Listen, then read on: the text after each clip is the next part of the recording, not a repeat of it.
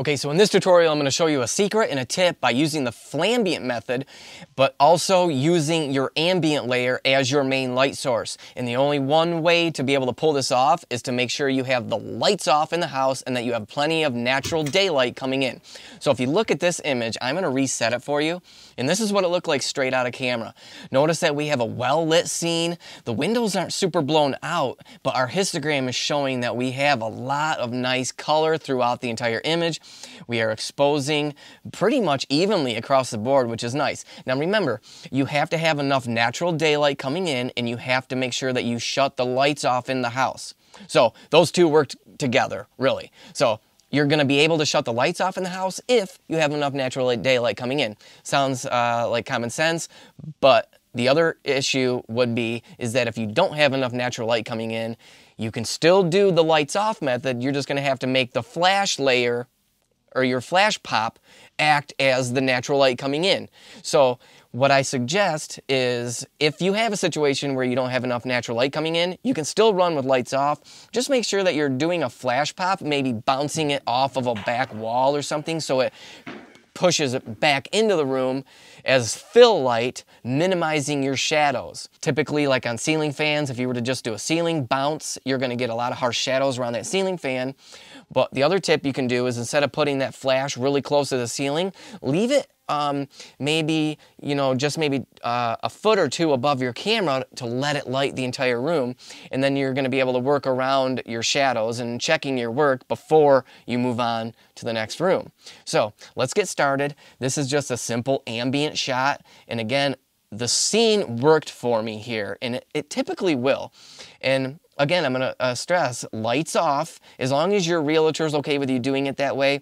And it's kind of like been like a new movement going on with interior real estate photography is they call them lights off gang, because you're not dealing with tungsten lighting, you're getting more accurate colors because your flash pop is going to match the daylight coming in. So you really can light rooms that are off to the side or rooms in the background by just simply using the ambient layer, because it's going to match your flash layer and it's going to save you a lot of time. Remember, in order to build a real estate photography business, you're going to want to be doing 2 or 3 listings every day, 5 days a week. You know, an average price point of about $150 to $200. And of course, that's going to vary because you're going to be able to offer video, which is going to bump your pricing up, and, you know, bigger houses will also give you a bump in price per unit, you know, per job. So you want to be able to be fast on site and fast in the editing room, because if you're wasting time, you're wasting money. I can stress that enough. So let's get on with it. Sorry to be rambling on here. I'm going to first do my ambient single layer bump. All I'm doing, and again, if you haven't seen my other tutorials, is create one time, go through and edit everything down here the way you want it, and make sure you got your profile corrections for the lens you're using, set your verticals, and then come over here to this little plus sign on the preset, label it something like Flambient Initial Bump, or whatever you want to call it. That's up to you. Make sure all these are checked and hit create. And that way, you can just click over here in your presets and move on to the next image.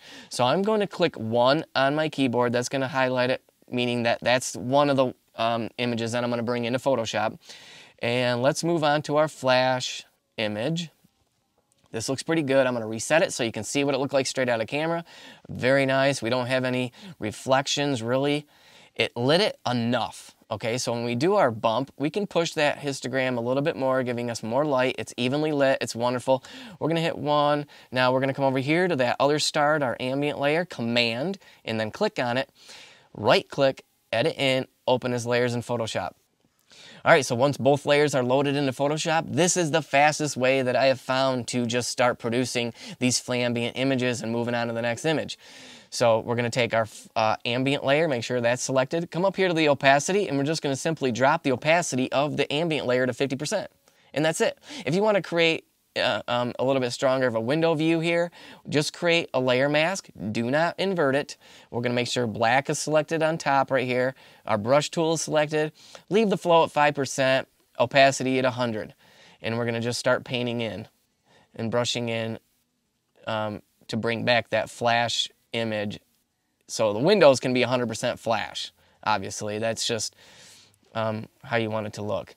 Now, I'm going to show you one other little bonus tip in here if you want to take the time to do it, is to getting this TV to look a little bit darker so it's not so glary. Glary? Is that a word? Maybe. It is now. Okay. So we're going to click on here. We're just going to click this little box with a plus sign on it. That's going to give us a layer. And we're going to come up to our pen tool real quick. And I am going to zoom in here and click on this top of the TV, this corner, this corner, this corner, and close it off. Right click, and we're going to go into fill path and hit OK. And that's going to make it black. We're going to right click, delete path, and now we're going to come over here to this layer and we're going to drop it to maybe 50%.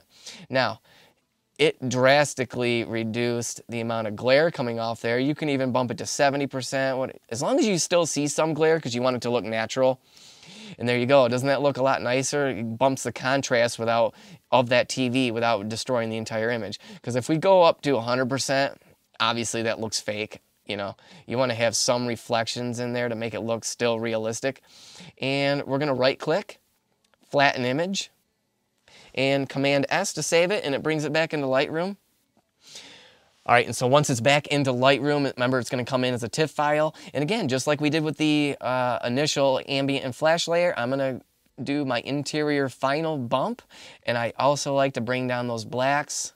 I prefer doing the blacks because it increases the contrast without kicking up those highlights also. Because if you did just straight up contrast bump, it starts to wash out the whites, and I don't like that. So I like to leave the contrast at pretty much 0 and take the blacks and just drive those blacks down until it looks nice and rich. And there you go, folks. There's the final image. Make sure to hit that subscribe button. We got new tutorials coming out all the time, all different scenarios. But leave me a comment below if this helped you, and we'll see you in the next video, guys. Bye-bye.